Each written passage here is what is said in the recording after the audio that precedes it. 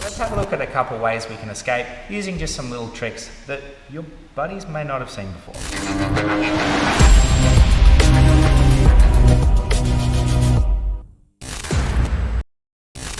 Hey, what is up guys? We're looking at 3 of my favorite side control escape hacks. Actually, technically one of them is a submission, but 2 others are just really good ways to try to escape side control.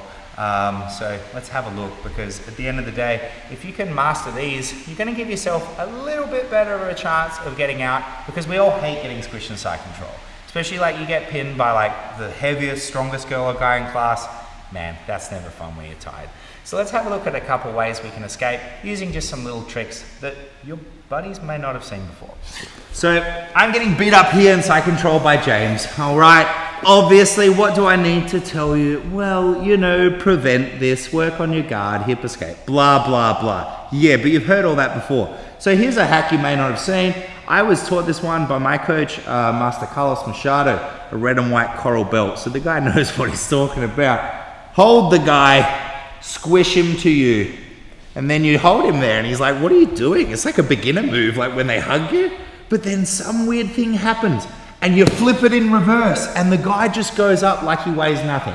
I swear to God, this is the weirdest drill. I still don't even understand how it works, but you know what? It works. So I use it. I don't ask questions, okay? So obviously I'm bigger than James, so we've got to put James down.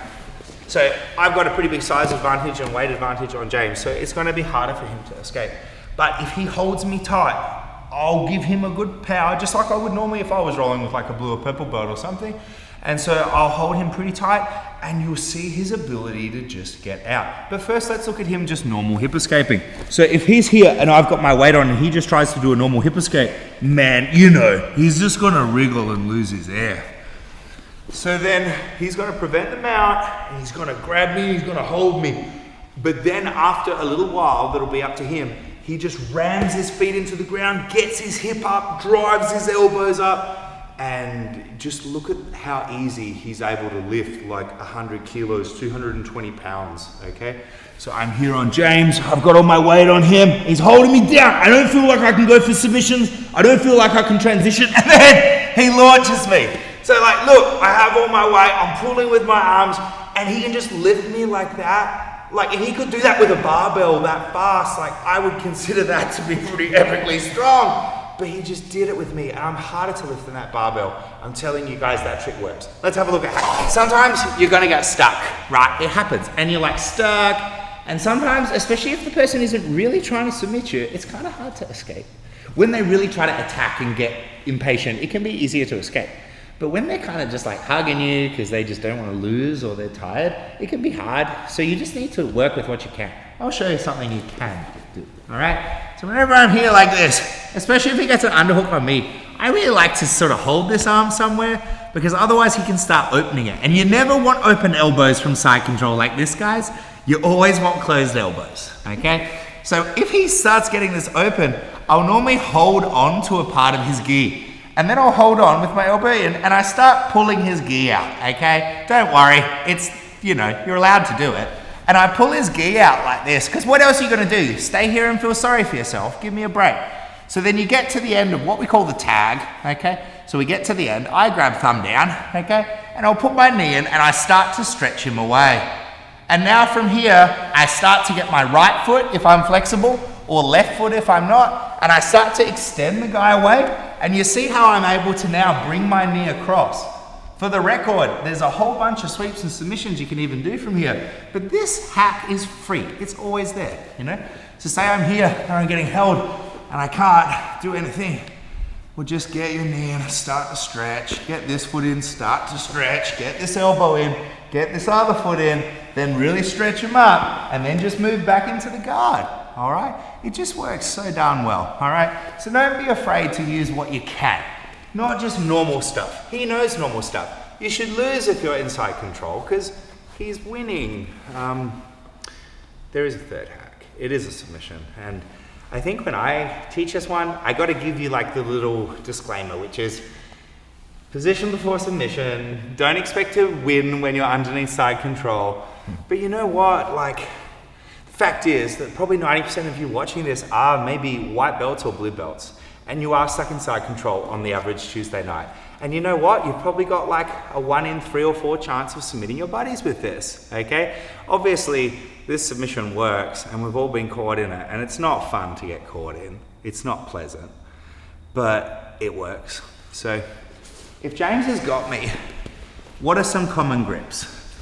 This is a common grip, like that. And then he's kind of got 3 positions for his right hand. Far side, underhook, super duper common, obviously. Between my legs, okay, really controlling, very common. And the far side of my legs, also very common, really good for stopping the guard, okay? So whenever he's got it between my legs, like this, you do have access to some pretty badass escapes and submissions. And what I like to do is I now like to keep my knees squeezed and I'm keeping his arm here controlled.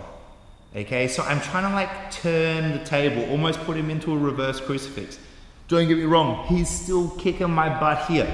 But what I can do with my elbows in is I can start framing against his neck and moving out on this arm. Okay, now there are arm trap variations here, guys, but I really don't think it's really strong enough for me at least to tap a high level black belt. So I like to push the head down, and now keeping the right leg like this, so I sit like I'm at a table, okay? I throw the left leg over so it stays tight, okay? Again, in front of my knee. And now from here, I grab the elbow as I extend, dorsiflex my feet, and lock it in tight, and just give a good squeeze. From here, I'll often start attacking this, like this, especially if I feel that my triangle wasn't really locked perfectly and I might just be squeezing the side of some dude's head into my groin or something.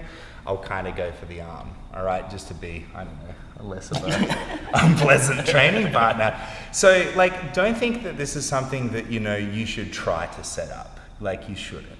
Doing these forms of triangles isn't something you sort of try to set up, but you know what? It does work really well. If you start liking that triangle, you can not only just set it up when you're in side control, but you can start setting it up from the guard. So just to give you something else, I sometimes set this up from these grips like this.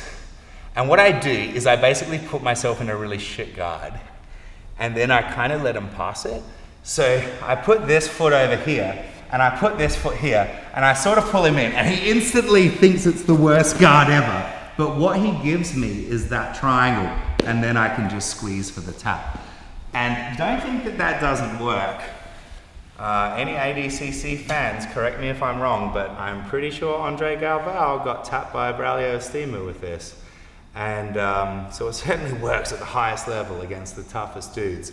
But it can just be a fun one. I think especially if you're rolling with someone who's not going to pass your guard otherwise, bait the trap, let them fall into it. And then when you go to use it in side control, you'll actually have reps behind you, so success can build upon success. You're not trying it for the first time, where like Big Larry in class is squishing the crap out of you, okay?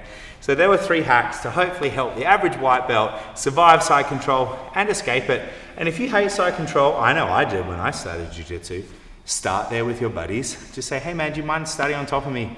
And even if you can't escape, big deal. You're building the strength to escape tomorrow, okay? So hang in there. Take care, guys. Have an awesome day on the mats, and I hope to see you guys soon. Take care.